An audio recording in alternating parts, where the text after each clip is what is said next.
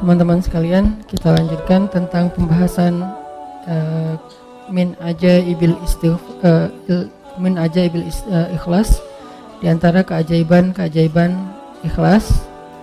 Dan tadi kita membahas tentang arti ikhlas itu apa. Ternyata ikhlas itu bukan gak berharap apa-apa kepada Allah, seolah-olah kita gak merasa butuh kepada Allah, padahal justru berharap kepada Allah, bergantung kepada Allah, meminta kepada Allah, itu bagian dari ibadah. Jadi kalau kita pengen dapat banyak pahala ibadah, doa aja yang sering, karena berdoa itu adalah ibadah. Dan Nabi yang paling banyak berdoa itu salah satunya Nabi Ibrahim. Dan kita baca di dalam Al-Quran gimana doa-doa Ibrahim yang sangat luar biasa, sehingga Ibrahim dikenal dengan istilah awwahun, hamba yang awwah. Arti awwah itu da'a, arti da'a banyak berdoa. Jadi kalau Ibrahim aja Allah sayang banget kepada beliau karena suka berdoa, berarti doa itu adalah ibadah. Dan Allah gak akan repot sama sekali kalau kita minta. Request kita sebanyak apapun ke Allah gak repot sama sekali. Bahkan kadang-kadang kita meminta sesuatu yang menurut logika kita udah gak mungkin, buat Allah juga bukan sesuatu yang berat. Gak akan Allah terganggu, kamu kalau minta ngira-ngira dong gitu.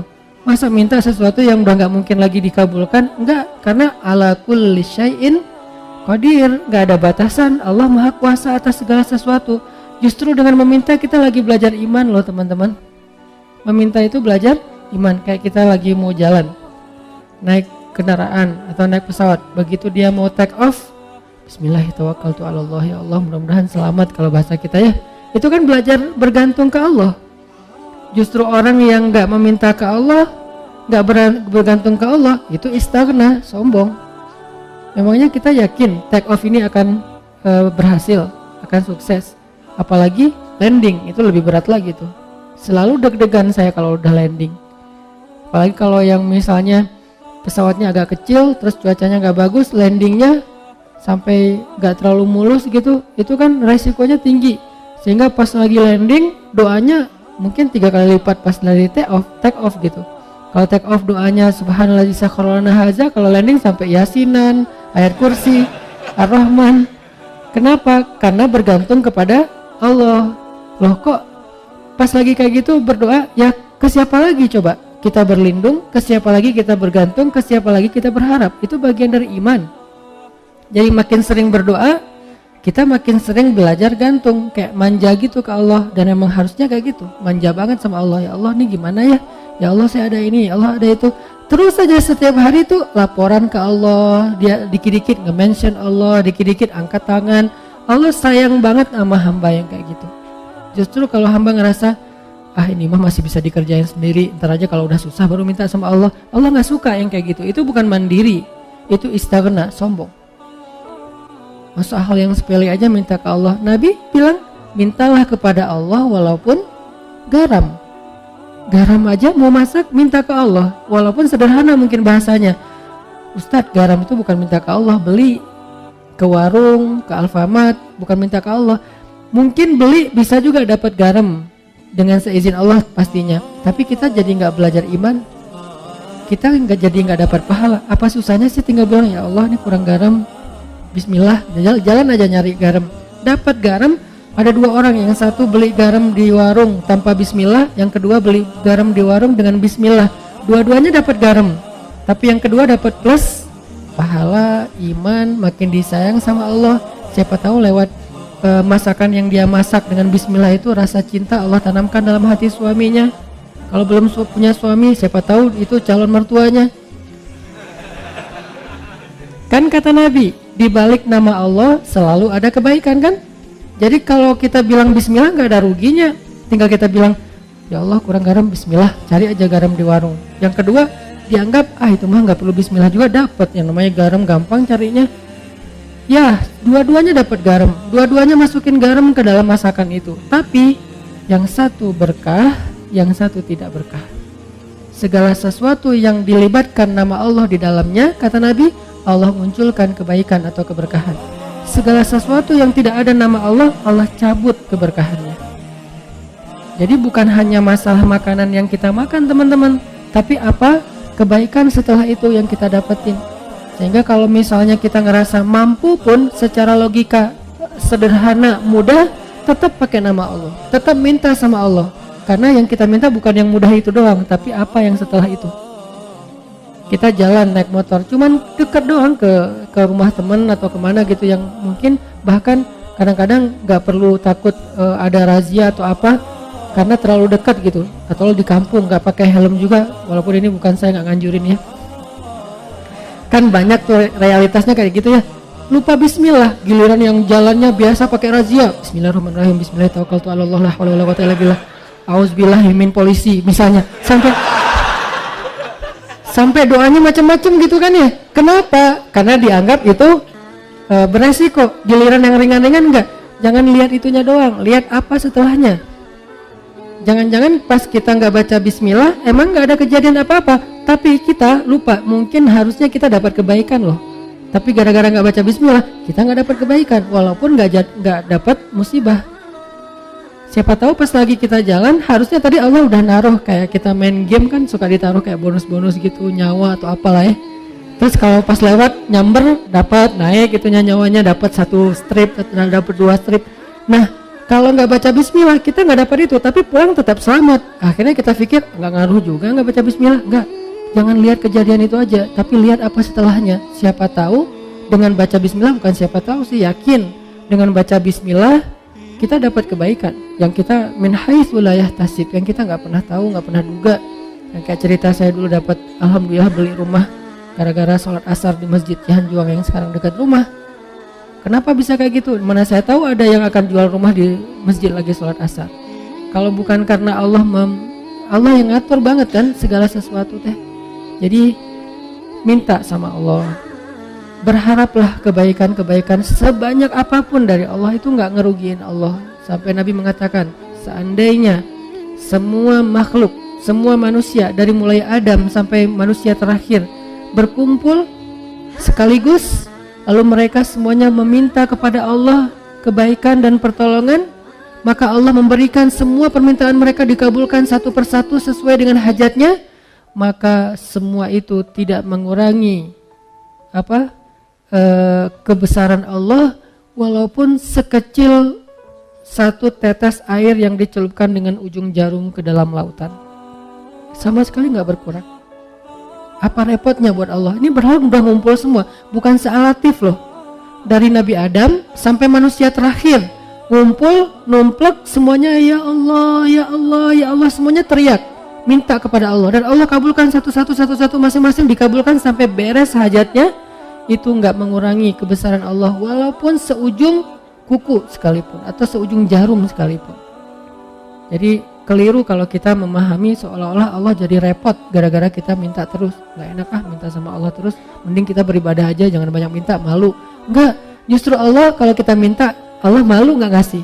Kan kata Nabi, Allah itu malu kalau hambanya mengangkat kedua tangannya dan meminta yang baik untuk tidak mengabulkan Allah, tuh malu, pasti dikabulkan sama Allah.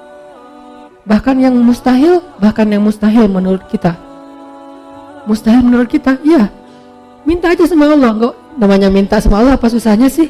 Tinggal bikin aja standar. Ya Allah, standar saya tingginya sekian, kulitnya warnanya ini, wajahnya nggak perlu pakai foundation yang udah kinclong, bibirnya jarak dari 1 kilo kelihatan merahnya, saking orangnya tuh kayak natural banget cantiknya kayak Aisyah. Ya Allah, saya pengen gitu banget. Agak-agak mustahil mungkin menurut kita ya, tahu diri lah ya. Ya kayaknya mustahil sih Allah, tapi kan buat Allah nggak ada yang mustahil. Buat saya itu mustahil, nggak mungkin, tapi buat Allah siapa tahu bisa, dan pasti bisa, yakin 100% bisa. Kok bisa Ustaz? Emang Ustaz dapat dong. Kalau saya bilang enggak, ntar nggak dibukain pintu. Insya Allah pasti dapat teman-teman. Kalau misalnya nggak dikasih di dunia, dikasih di akhirat yang pasti dikasih. Ustadz, kenapa nggak dikasih di dunia? Daripada kita kaget, terus daripada kita lagi akhirnya jadi fitnah, kita nggak sanggup menanggung punya pasangan secantik bidadari, banyak banget yang ngelirik dia, tiba-tiba followersnya naik, kan kita sendiri yang repot kan. Nah, akhirnya dikasih yang kita sanggup menanggung kecantikan itu, sehingga kita nggak terabaikan dari hal yang lain, nggak bikin kita sombong. Coba kalau terlalu keren malah bikin kita sombong, kalau yang terlalu biasa bikin kita bingung. Ya udah yang tengah-tengah aja, sesuai dengan kebutuhan kita. Nanti di akhirat baru dikasih sesuai dengan kita. Ya Allah, kok sekarang saya dapatnya keren gini ya Allah, kan kamu dulu mintanya gini. Siapa dia? Pasangan halal kita di dunia yang Allah make upin lagi nanti di akhirat. Make up dunia aja bisa berubah orang, yang kan banyak tuh di Instagram yang viral gitu kan, 2 foto kan ya, ini yang asli, ini hasil make up, atau 3 asli make up editan, yang ketiga paling keren kan.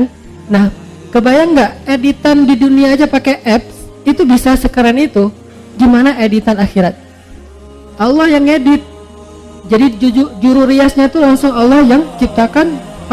Pas dibangkitkan dari kubur, bulu mata udah lentik. Kamu siapa? Kan aku. Kok udah berubah, bulu mata udah lentik, alis udah bertaut, nggak lurus gini kayak balok ya, bertaut gitu. Udah keren pokoknya. Minta aja lah, apa susahnya sih minta sama Allah? Tinggal ya Allah saya gini. Bukan hanya dalam masalah jodoh, dalam masalah rezeki. Minta aja yang banyak. Kenapa takut meminta yang baik-baik dari Allah? Ya Allah, jadikan saya orang kaya, tapi orang kaya yang dermawan. Jangan kaya kayak Korun, tapi kaya kayak misalnya Nabi Ayub. Kayanya ya, bukan sakitnya. Diperjelas, takutnya nanti dikasih. Kamu pengen kayak Nabi Ayub, tuh sakit aja 17 tahun. Ya Allah, bagian itu saya lupa bilang. Kalau doa juga kadang-kadang harus hati-hati gitu. Ya Allah, saya pengen kaya seperti Ayub yang dermawan. Ibrahim tuh, gimana kayanya Ibrahim? Kita kan jarang tahu kalau Ibrahim itu orang kaya kan? Kaya banget loh. Ukuran kekayaan Ibrahim apa teman-teman? Setiap malam Ibrahim itu menyembelih 100 ekor onta untuk para tamu yang berziarah ke Masjidil Aqsa. 100 ekor onta. Satu onta itu 40 juta harga paling murahnya. Kali 100 berapa? 4 miliar ya. Setiap malam 4 miliar. Setiap malam. Bukan setahun sekali.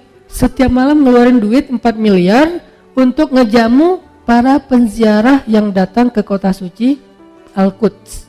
Itu baru makanan. Dan beliau menyediakan tempat penginapan bintang 5 gratis untuk semua para turis yang datang ke Masjidil Aqsa. Jadi Masjidil Aqsa yang sekarang Al-Quds yang diklaim Israel sekarang itu, dulu tuh Ibrahim sendiri yang ngelolanya tuh.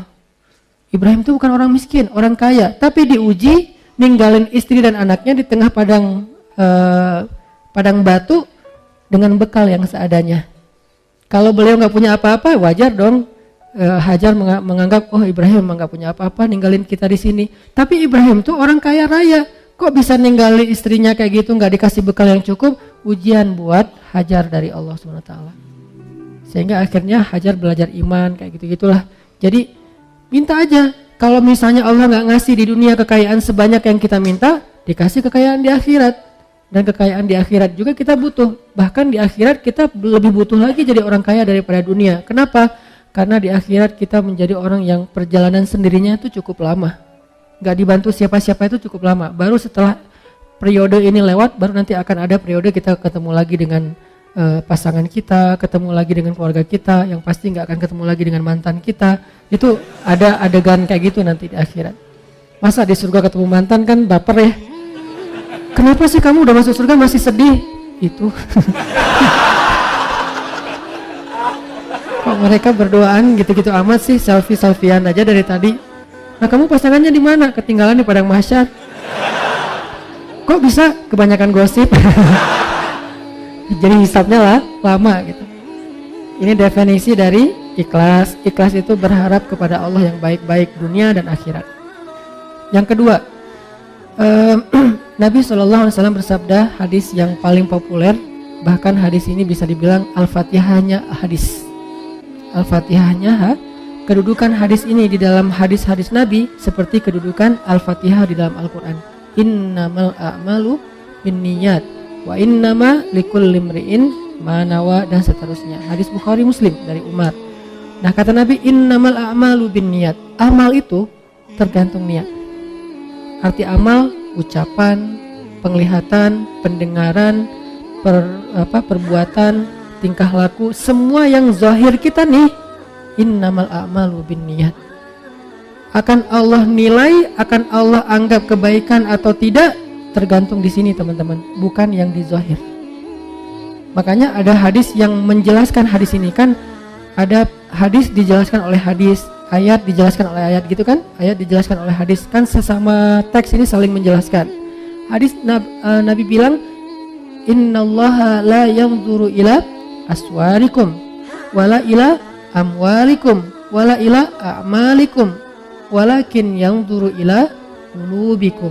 Allah ngelihatnya bukan ke penampilan kalian dulu, Allah nggak ngelihat perbuatan kalian dulu, Allah nggak ngelihat harta kalian dulu, Allah ngelihat hati kalian dulu. Yang ngelihat hati di sini artinya apa? Hatinya baik atau enggak? Bukan, ikhlas apa enggak.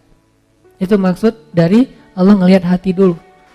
Sehingga kalau misalnya kita mau dihargai oleh Allah, diberikan balasan kebaikan oleh Allah, ini dulu yang harus kita islah. Disebut dengan istilah tajdidun niat, perbaharui niat. Kenapa perbaharui niat? Karena niat ikhlas itu dijaga teman-teman, nggak cuma di awal. Ada orang di awal ikhlas, tapi di tengah riya. Lawan dari ikhlas itu by the way riya.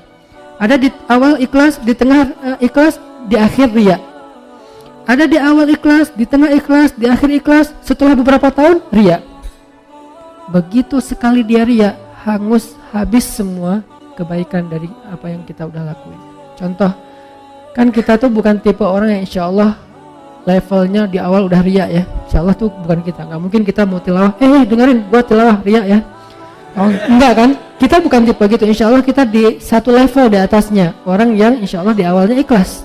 Nggak mungkin juga kita misalnya mau ngelakuin satu kebaikan semuanya terus kita niatkan. Kalau orang yang niatnya dibaca usolli sunnata tahiyatul masjid raka'atain lillahi ta'ala, kan gitu kan ya. Ini riya sengaja. Usolli sunnata misalnya duha raka'atain riya'an linnas, Allahu akbar. Kan nggak ada apa riya'an linnas atau riya'an linnas. Ya Allah, saya sengaja nih sholat 2 rakaat.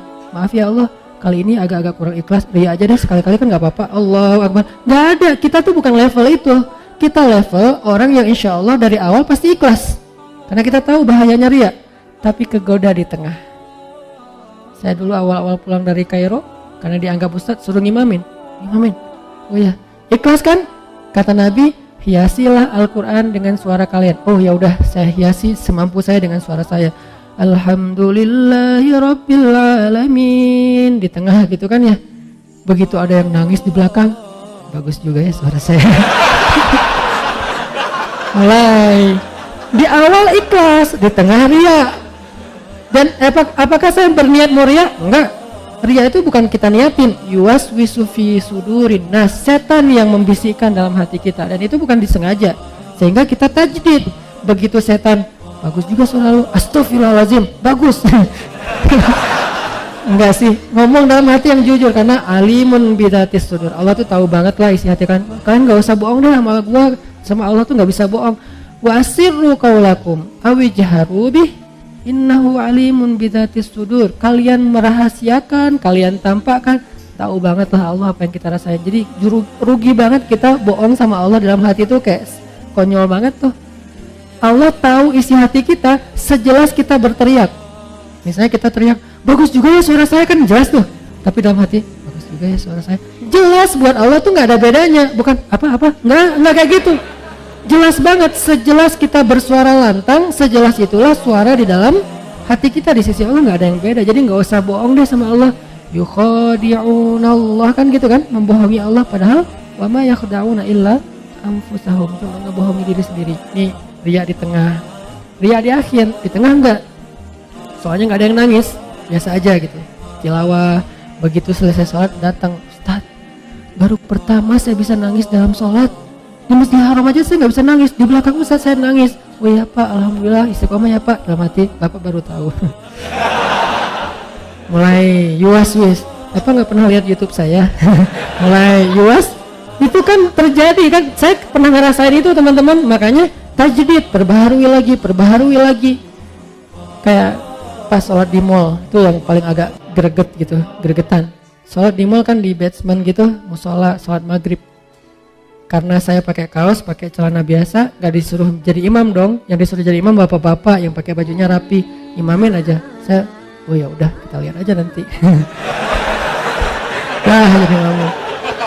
Begitu si bapak baca Quran, tuh kan kata saya juga apa? Udah deh, udah nggak usah lama-lama, al-ikhlas aja. Gitu. Besok-besoknya kepancing nih. Jadi kayak nggak percaya gitu kan sama orang, lihat muka-mukanya kayaknya nih orang-orang polos nih. Pas lagi mau dorong-dorong, saya kayak kedorong gitu. Siapa sih yang dorong saya gitu? Pura-pura kedorong gitu. Ini bukan saya loh yang mau ya, nggak tahu siapa sih yang dorong saya gitu. Udah, Sof, benerin Sof. Dalam hati, Sof udah, dengerin ya. Nih gini nih tilawahan yang benar nih. Allah, Ria. Mau saya baca 1 juz, 10 juz, 30 juz, satu huruf pun gak ada nilainya di mata Allah. Innamal a'malu binniyat. Dan gak bisa saya bohong sama Allah. Bohong ke manusia mungkin bisa. Saya kayak bacanya kayak khusyuk banget. Orang-orang sampai kagum gitu, respect. Masya Allah ya suaranya, bacaannya luar biasa. Pasti dari hati nih, karena kerasa di hati. Kata dia. Tapi kan Allah tahu. Ya, tapi Allah maha menutupi aib. Allah gak mau buka. Enak aja lo ngomong. Enggak. Allah baru buka aib nanti di akhirat. Di dunia nggak akan Allah buka. Allah menjaga aib kita. Supaya apa? Supaya kita perbaiki diri. Ya Allah, dia ngomongnya gitu, padahal enggak. Astagfirullahaladzim. Tajdidin niyah, perbaharui lagi niatnya, perbaharui. Ini pengennya karena Allah, karena Allah. Datang setan-setan tuh nggak akan lepas kita. Dia pegang erat-erat tuh.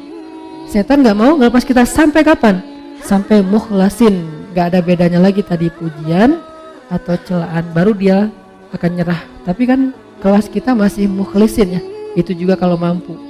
Nah, kadang-kadang bukan di akhir, nanti setelah beberapa tahun. Nah, kayak misalnya kita tahajud. Udah 10 tahun nih tahajud, tiba-tiba ada teman kita mancing. Gimana ya biar bisa tahajud? Susah banget, saya udah masang 10 alarm gak kebangun. Udah tidur di lantai biar cepat bangun, malah lebih nyenyak tidurnya. Gimana sih cara biar tahajud? Saya udah olahraga siang harinya biar malamnya tidur awal jadi cepat bangun. Tetap aja olahraga, tidur ya tidur, nggak bangun-bangun. Gimana ya caranya? Kita kepancing. Awalnya niatnya ikhlas juga, pengen sharing, pengen ngasih semangat. Sebetulnya sih tahajud itu gampang kalau udah jadi habit, gitu. Gimana maksudnya? Nah, kalau udah jadi habit, mau dia capek, pulangnya telat, yang namanya jam 2 pasti udah kebangun. Biar jadi habit berapa lama? Ya standarnya sih 10 tahun. Kalau kamu gimana? Ya alhamdulillah 10 tahun. Habis semua. Satu malam pun gak ada nilainya, coba. Sayang banget kan? Ria itu menghanguskan semua amal kita yang kita riakan seperti api menghanguskan kayu sampai jadi debu. Gak bernilai lagi, gak bisa dipakai apa-apa. Tapi ria ini sepele banget, halus banget, gak berasa. Dia muncul tanpa kita niatkan. Gak ada niat kita pengen riak pastinya, gak mau. Lo tanya dong ke gue tentang tahajud biar gue bisa riak. Gak mungkin kan? Gak ada kayak gitu. Dia kepancing oleh orang lain. Lebih parah lagi kadang-kadang kepancingnya justru karena celaan. Kita dipancing oleh orang-orang yang gak menghargai kita. Lo gak tahu ya? Kayak misalnya seorang istri, suaminya misalnya kayak ngerasa paling banyak berjasa sendiri, paling banyak berbuat, paling penting di rumah itu. Akhirnya istrinya, tahu nggak sih kerjaan saya di rumah ngapain aja? Disebutin satu persatu pengorbanannya, kebaikannya. Gara-gara kepancing oleh suami, habis semuanya. Makanya jangan kepedean dulu bahwa kalau kita udah bertaubat, berhijrah, udah rajin ke masjid, kita lebih mulia dari orang lain yang belum melakukan itu. Belum tentu. Kebaikan kita yang banyak, apakah menjamin kita lebih mulia? Belum tentu. Sampai akhir hayat baru dihitung. Karena hisab itu bukan di dunia, di akhirat. Kenapa kita udah menghisab di dunia? Arti menghisab udah langsung bikin nilai bahwa saya lebih baik dari kamu, bahwa saya lebih mulia dari kamu. Ngapain kita katakan itu? Padahal kita belum wafat. Kok masih belum bisa disimpulkan, Ustaz? Bukankah nanti di akhir hayat bisa aja semuanya jadi hangus gara-gara riya? Seorang kakek ngumpulin keluarganya pas lagi sakit keras. Anaknya, cucunya, menantunya. Nah, cucu-cucu semuanya, jangan tinggalin sholat ya. Ya kek, alhamdulillah kakek udah 40 tahun gak pernah tinggal sholat, habis sholatnya. Kamu kalau udah mampu segera haji, karena kalau udah tua susah haji. Kakek dulu haji itu udah susah. Untungnya kakek orangnya semangatnya tinggi, jadi walaupun susah dilakonin juga. Alhamdulillah udah 15 kali haji, habis hajinya. tilawah minimal sehari 1 juz ya tilawahnya. Alhamdulillah udah 20 tahun kakek itu gara-gara ikut program apa gitu setiap hari bisa 1 juz, akhirnya kakek udah 20 tahun gak pernah tinggal tilawah 1 hari 1 juz, habis semuanya. Padahal bentar lagi mau meninggal, rugi kan? Begitu bangkit, ya Allah amal saya mana? Habis. Kapan habisnya? Detik-detik terakhir. Makanya jangan langsung menyimpulkan. La tuzakku anfusakum, kata Allah. Janganlah kalian menganggap diri kalian suci atau lebih mulia daripada orang lain. Tapi bersyukur atas kebaikan, hidayah, taubat, amal soleh ini. Ya itu berarti kita menghargai Allah, bukan memuliakan diri sendiri. Ini jadi amal itu sangat tergantung kepada apa yang ada di dalam hati kita. Ada orang yang dengan lisannya ngomong baik, tapi di sisi Allah itu bukan kebaikan. Contoh, wa minan nasi may yaqulu amanna billahi wa bil yaumil akhir. Ada manusia, Allah nggak mau nyebut orang beriman karena tidak beriman. Ada orang bilang amanna billahi wa bil yaumil akhir. Kami beriman kepada Allah, kami beriman kepada hari akhir. Declare. Dia posting.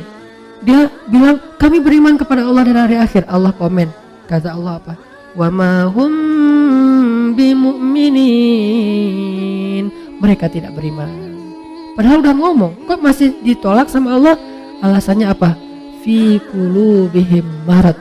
Di hati mereka ada penyakit. Apa penyakitnya? Khida, riya.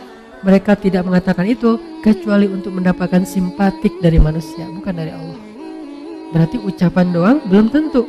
Kita astagfirullah, astagfirullah, astagfirullah, astagfirullah. Ucapan kan? Kalau nggak benar dari hati bahwa kita benar-benar menyesali dosa, maka Allah menilai sesuai dengan hati kita. Siapa tahu kita istighfar hanya pengen disebut sebagai ahli istighfar. Astagfirullah, astagfirullah, astagfirullah. Begitu ada orang dekat dengan kita, astagfirullahaladzim, astagfirullah, astagfirullah. Makin kencang istighfarnya. Perasaan tadi pelan-pelan biasa-biasa aja. Kenapa jadi lebay gitu? Karena ada orang kanan kiri. Gitu juga dengan sholat. Begitu sholat sendiri cepat-cepatan. Gitu sholat berjamaah baru juga takbir. Allah. Dari mana juga bacaan sholat ada nya gitu kan ya? Saking menghayati. Kenapa? Karena dia dilihat orang lain. Allah tahu banget lah yang gitu-gitu, nggak usah acting deh di depan Allah.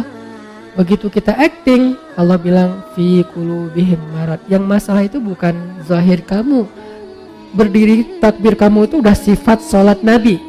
Naruh ininya sifat sholat Nabi. Berdirinya sifat sholat Nabi. Bacaannya bacaan Nabi. Kenapa bacaan Nabi? Di hari ini Nabi baca surat ini. Sholat ini Nabi baca surat ini. Sampai sedetail itu.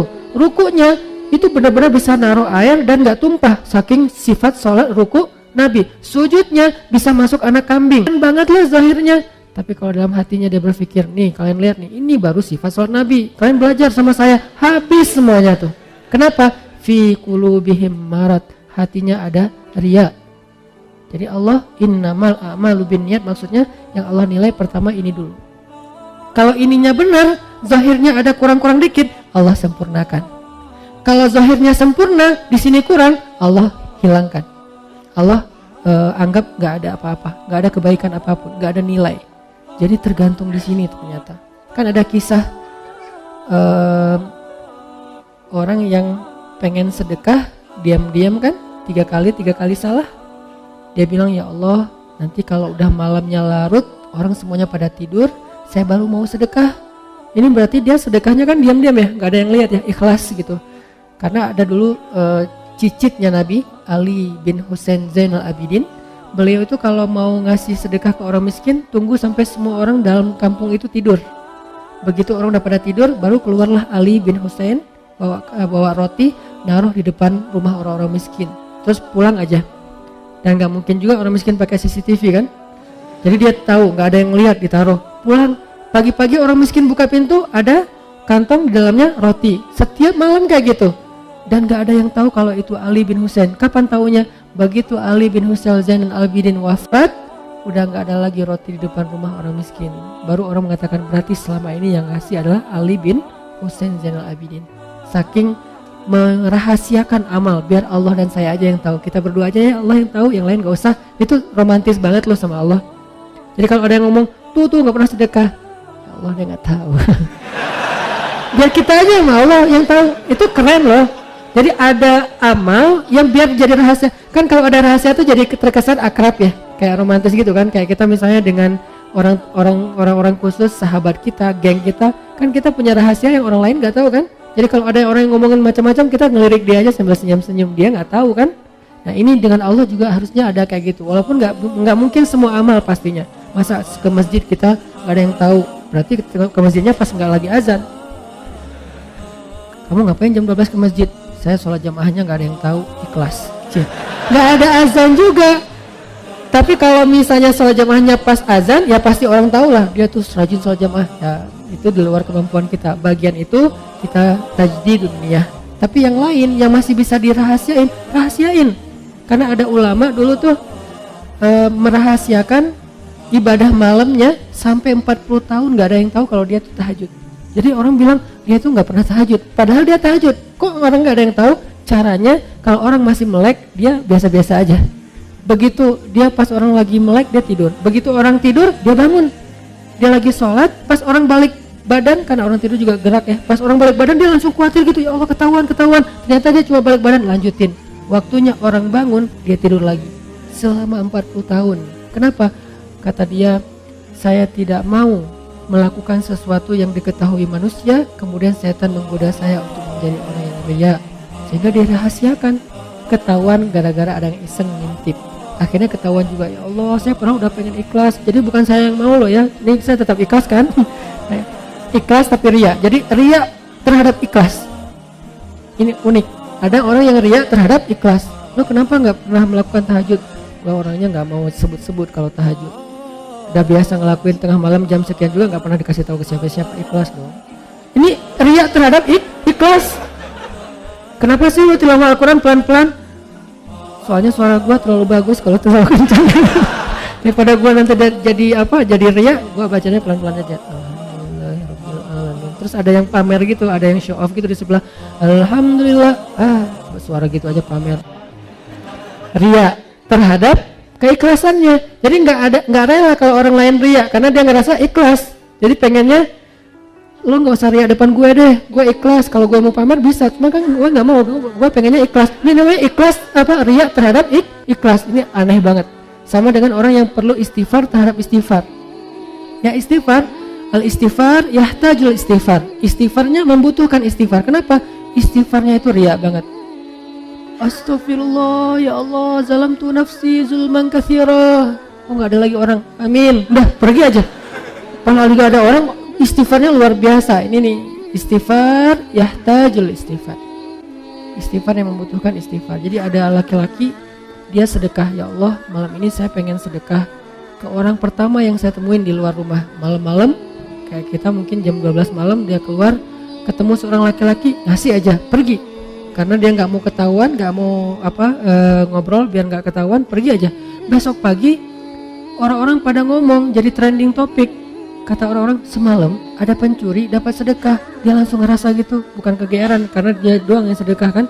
Astagfirullahaladzim, berarti sedekah saya salah semalam buat pencuri. Ya Allah, saya ulangi deh, ntar malam saya perbaiki. Maaf ya Allah. Malam kedua dia keluar lagi, diam-diam nggak ada orang, jalan nyari siapa yang bisa dibantu. Lewat seorang cewek, kasih, neng, langsung pergi. Besok pagi orang-orang ngomong, semalam seorang pezina dapat sedekah. Astagfirullahaladzim, salah lagi 2 kali. Dan ini ceritanya bukan fiksi, hadis dalam bentuk kisah. Malam ketiga dia keluar lagi, ketemu orang, kasih, pergi. Besok orang mengatakan, semalam ada orang paling kaya di kampung ini dapat sedekah. Astagfirullah, 3 kali salah. Malam keempat dia tidur, Allah utus malaikat menjelma dalam mimpinya. Ini namanya mimpi yang baik, ilham dari Allah. Malaikat itu bilang, fulan, sedekah kamu 3 kali, mungkin kamu pikir salah, tapi Allah terima karena dia ikhlas. Yang pertama, sedekah kamu kepada pencuri, membuat dia tidak jadi mencuri karena sudah mendapatkan apa yang dia butuhkan. Sedekah kamu kepada pezina, membuat dia tidak jadi menjual tubuhnya karena dia sudah mendapatkan apa yang dia butuhkan. Dan yang ketiga, sedekah kamu ke orang kaya telah menyadarkan dia dari sifat kikir sehingga sekarang dia menjadi orang kaya yang dermawan. Lihat, amal zahirnya nggak sempurna, tapi batinnya sempurna. Akhirnya Allah perbaiki. Ada orang amal zahirnya sempurna, batinnya rusak, Allah rusak. Siapa? Hadis tentang 3 orang yang pertama masuk neraka. Dihisab sama malaikat, ya Allah, ini keren banget nih amalnya. Apa? Dia adalah seorang penghafal Quran 30 juz dengan riwayat mutawatir 10 qiraat. Keren banget nih ya Allah, mau masuk surga mana? Kata Allah, tempatnya di neraka, kata Allah. Malaikat aja sampai heran karena malaikat kan nggak tahu isi hati ya. Mereka cuma mencatat yang zahir doang, Allah yang tahu isi hati. Malaikat nanya, ya Allah salah dia apa? Kan dia ahli Al-Quran, rajin membaca, rajin menghafal, pembawa Al-Quran kemana-mana. Kata Allah, karena dia tidak menghafal Al-Quran untuk aku, dia menghafal Al-Quran untuk dikenal sebagai qari, hafiz. Sempurna kan amalnya, tapi rusak isi hatinya, sehingga rusak semua pahalanya. Yang kedua, orang yang dermawan. Ya Allah, ini rajin banget sedekah, setiap hari sedekah. Kata Allah, tempatnya di neraka. Kata malaikat, kenapa ya Allah? Dia tidak bersedekah untuk aku, dia bersedekah untuk disebut jawad, orang yang dermawan. Habis lagi, padahal sedekahnya udah sempurna. Yang paling parah tuh yang ketiga, di lehernya masih ada bekas luka karena terbunuh dalam peperangan. Malaikat kagum gitu, respect. Wah, ini keren banget ya Allah, ini orang yang syahid, orang yang mujahid, orang yang berjihad. Kata Allah, tempatnya di neraka malaikat. Kata malaikat, kenapa ya Allah? Dia tidak berjihad untuk aku, dia berjihad untuk disebut syuja, sang pemberani, seorang pahlawan. Lihat, zahirnya sempurna, batinnya rusak, maka rusak. Zahirnya kurang-kurang dikit, batinnya sempurna, maka sempurna. Innamal a'malu binniyat. Ini maksud dari kalimat ini. Jadi innamal a'malu binniyat, amal kita itu bukan yang zahir dulu yang Allah nilai, tapi isi hati dulu yang Allah nilai. Perbaiki niat, tajdidun niyah. Jaga amal kita dengan menjaga niat. Kita mungkin mudah menjaganya di awal. Bagaimana dengan di tengah ketika sedang melakukannya? Bagaimana dengan di akhir, apresiasi atau celaan orang setelahnya? Bagaimana setelah beberapa tahun, setelah kita merasa bahwa ini keren banget, kita istiqomah, itu akan sangat berpengaruh. Mungkin amal kita banyak, tapi belum tentu semuanya sampai kepada Allah. Dari sekian banyak amal yang kita lakukan, cuma sedikit mungkin yang sampai kepada Allah. Yang sedikit itu hanya yang gampang-gampang, yang ringan-ringan. Kenapa? Cuman itu yang kita nggak bisa riak. Mau riain apa? Bacanya Al-Ikhlas. Tapi giliran bacanya surat-surat yang susah, riak kan? Nah, justru kadang-kadang yang sampai itu yang ringan-ringan, yang sepele-sepele, yang kita nggak bisa riak ke siapa-siapa. Orang juga lebih baik dari kita. Mungkin cuma itu yang sampai ke hadapan Allah. Sedangkan yang susah kita lakuin malah nggak sampai. Kenapa? Mungkin di awal, di tengah, di akhir ikhlas, tapi after years akhirnya kita riak. Mudah-mudahan Allah menjaga amal kita dengan menjaga hati kita. Ya muqallibal qulub, tsabbit qulubana. Ya Allah yang membolak-balikan hati, tetapkanlah hati kami dalam keikhlasan. Rabbana la tuzigh qulubana ba'da idh hadaitana. Ya Allah, jangan gelincirkan hati kami condong kepada keburukan setelah Engkau beri petunjuk. Ya musarrifal qulub, sarrif qulubana ila ta'atik. Wahai yang mengalihkan hati, alihkanlah hati kami kepada ketaatan kepadamu. Allahumma habbib ilainal iman wa zayyinhu fi qulubina wa karrih ilainal kufra wal fusuqa wal isyan waj'alna minar rasyidin. Ya Allah, jadikan kami cinta kepada iman dan amal soleh, dan jadikan rasa cinta itu indah di dalam hati kami, dan jadikan kami benci kepada kekufuran, kedurhakaan dan dosa, dan jadikanlah kami termasuk orang yang mendapatkan petunjuk. Allahumma ighfir lana wa liwalidayna. Ya Allah, ampunkan dosa-dosa kami, ampunkan dosa kedua orang tua kami. Jika ada kebaikan-kebaikan yang kami lakukan, maka alirkanlah juga pahala itu kepada kedua orang tua kami. Karena tidaklah kami mendapatkan satu kebaikan kecuali itu kami tahu dari orang tua kami, diajarkan oleh orang tua kami, dibesarkan oleh orang tua kami. Maka pahalailah kedua orang tua kami atas setiap kebaikan yang kami lakukan. Rabbana atina fid dunya hasanah wa fil akhirati hasanah wa qina azabannar. Subhanakallahumma wa bihamdika asyhadu an la ilaha illa anta astaghfiruka wa atubu ilaik. Assalamualaikum warahmatullahi wabarakatuh.